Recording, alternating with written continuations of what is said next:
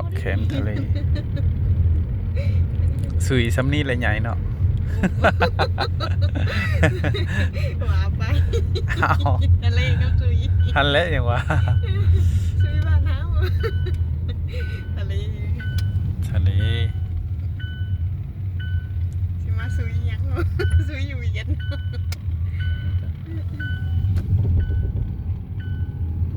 ทะเลโดเซินคนบ่หลายมื้อวันจันทร์บ่หลาย ไปออกนี่ วันจันทร์วันค้านมื้อนี้เนาะวันค้านมื้อนี้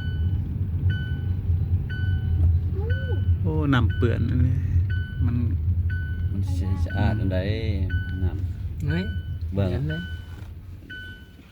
สิลงบ่ ลง มาหอดทะเล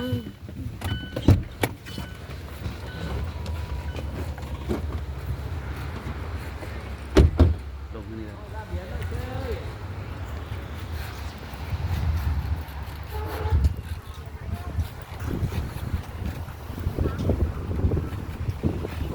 หนาวเอ้ยบ่คือยามเดือน5เดือน6ได้มัน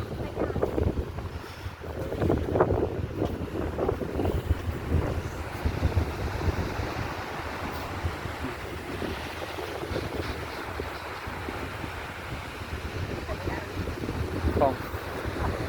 แม่ดีใจดีเว้ยของอัน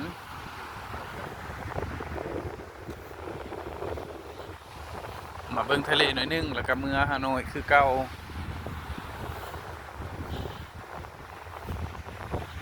ปลาเหือนี่เนาะอยู่แต่เหือเด่นกำปั้นมันไก่แนมตาเป้ายังบ่อยากเห็นละ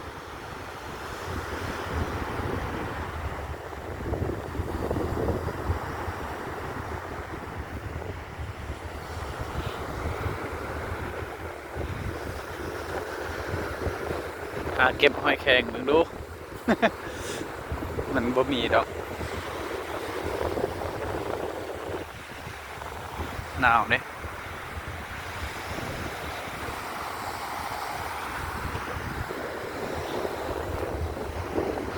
ยามนี้มีคนมาลิ้น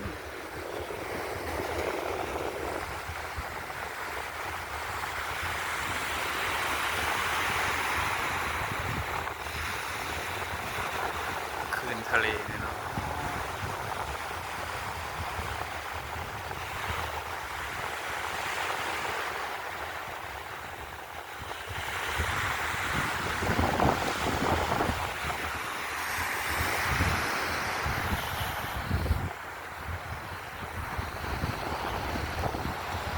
ก็สมอนี่สมอเหือน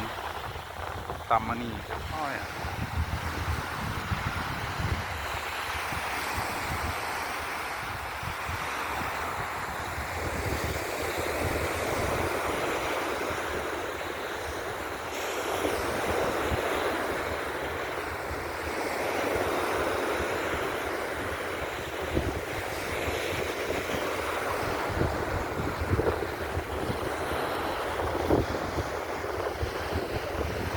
ไปเที่ยวคนเดียวก่อน ก็มีคนเที่ยวนำ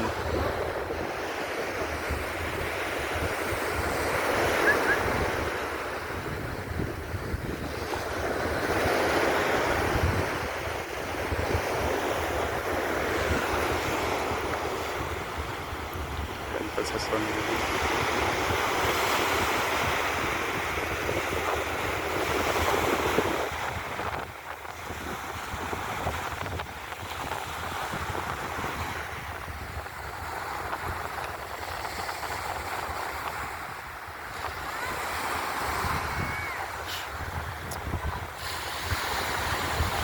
กับหอยตาย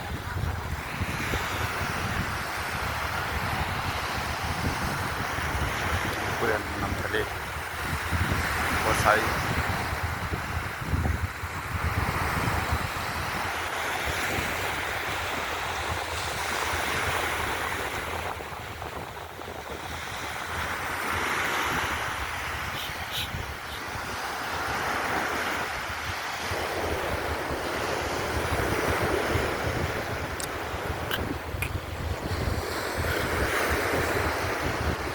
4 ปีบ่ได้เว้าภาษาเวียดมันก็ลืมๆแหน่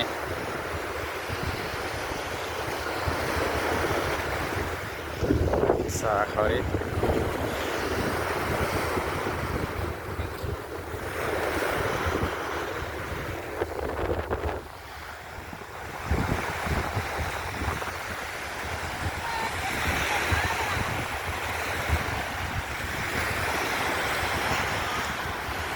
ฝั่งต่างประเทศเนี่ย